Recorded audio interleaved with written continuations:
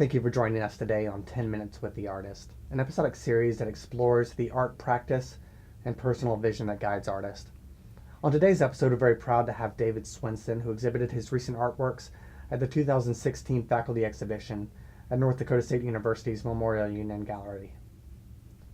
David's works allow for a formal order to intermingle with a ritualistic past that is evident in the way he crafts so thoughtfully a portrait or a vessel, and then permits the elements to contribute to the work through the wood firing process. We are happy to have David here today to speak about his most recent explorations in ceramic sculpture. I'm Anthony Ferris, and this is 10 Minutes with the Artist. Thank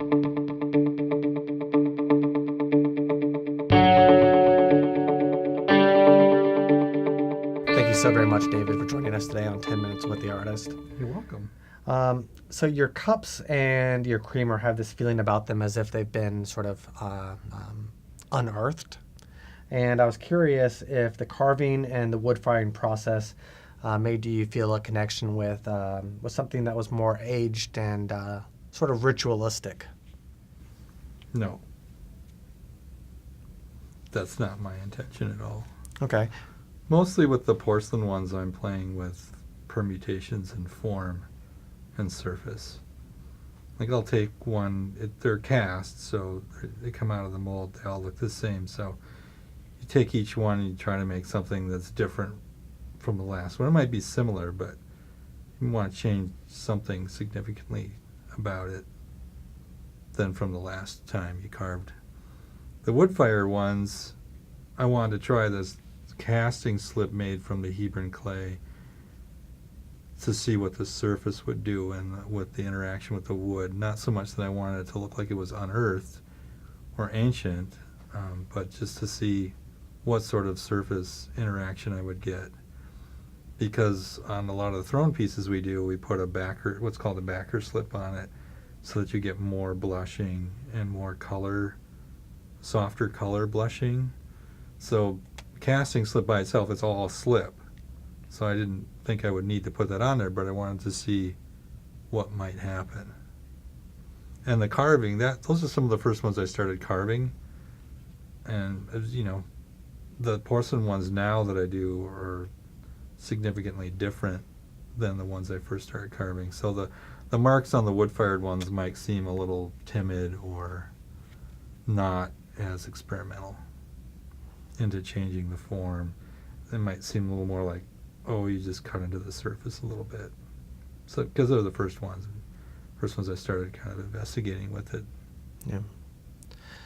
With the psychological portraits that you've created, they include these heads that are sort of inundated with geometric forms.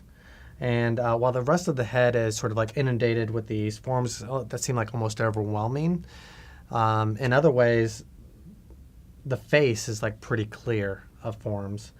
And I was wondering if it was important for you, for the viewers, to be able to sort of recognize a sort of sense of identity in the face, with the eyes, with the nose, with the mouth, and if that was one of the reasons why you didn't cover that part of the face? Only in that it's supposed to be identifiable as human, not or human-like, and not to be gender-specific either. They're not intended to be gender-specific. They're intentionally androgynous. They could be male, they could be female. And the forms on top are indicators of something else. Like the one with the kind of iconography in a circle around the top is more about, specific iconography, and the one that's all covered up is more about the iconography covering the head, almost to the point of not seeing the head at all. But I didn't want it to be like a mask. Yeah. I wanted it to be more like something asymmetrical, covering the person or covering their thoughts or covering their ideas. So you do use the wood firing process, and I was curious how you feel about the opportunity for the allowance of different outcomes, and how that sort of possibility can enrich the portrait or maybe take something away from it. Well, you can get lucky or you can be unlucky in the wood fire. I mean, you don't know exactly what's going to happen because it's the nature of wood firing is that there's a little bit of chance in there, a little bit of uncertainty. So you can load it thinking, well, maybe the flame pattern will go this way and I'll get this sort of a pattern on it, or maybe I can load it this way and I'll get this sort of a flame pattern on it, and then maybe I'll put this piece in front of it so that it masks this area. You might get that, or you get something akin to that. So why did you make a choice to use that instead of something that you have complete and utter control over? So sometimes it's good to have a little control taken away, just to see if it still works, to see if it's still successful. Okay. Risk taking. And sometimes it works really well. It would probably work better than if you had planned it. Yeah. Okay. So in psychological portrait number 1, there's almost this sort of like enlightened look to it. Mm-hmm. And so I'm thinking because of the wrapped ears, there's this gorgeous mark that happens on the forehead. It's Mm-hmm. really nice. There's the balance of the objects on the head.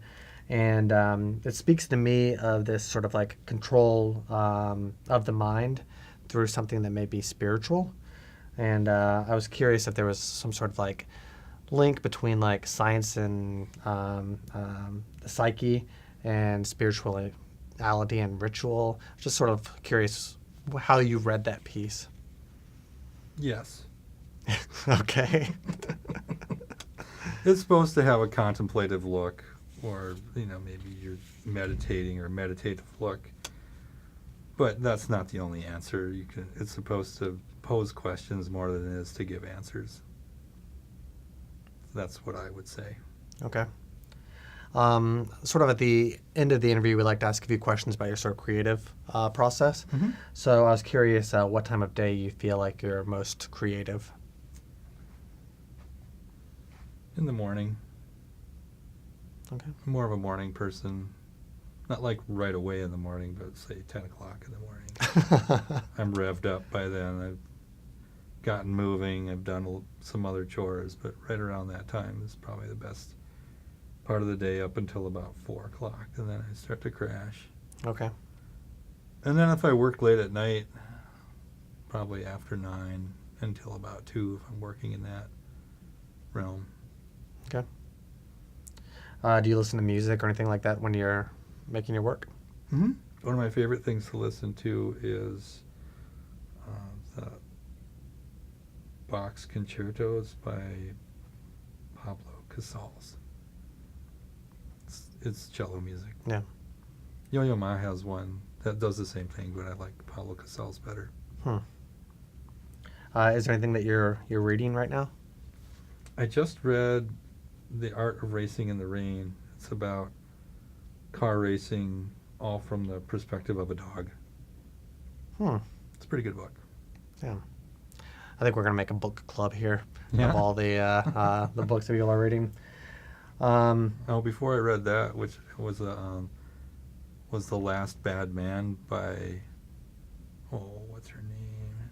I can't remember her name right now, but it's a really good book. Okay. If you had to use any other medium besides the medium that you're using right now, what do you think that it would be? Oh, I use all kinds of mediums. So I carve wood, I work with clay, I weld steel, I've carved stone, I've cast paper, cast concrete. So it just really depends on the idea. Okay. And then I guess my last question for you would be, what's next? I think I'm going to do some more of those heads, the smaller heads, and some more carved porcelain cups and pitchers, and make a form for some vases and some more teapots. Okay. Perfect. Well, thank you so very much, David, for joining us today on 10 Minutes with the Artist. And I'd like to thank you all for your time and your interest in the professional practice and the creative explorations happening here at North Dakota State University. So thank you. If you're everyone here at the Memorial Union Gallery, keep creative.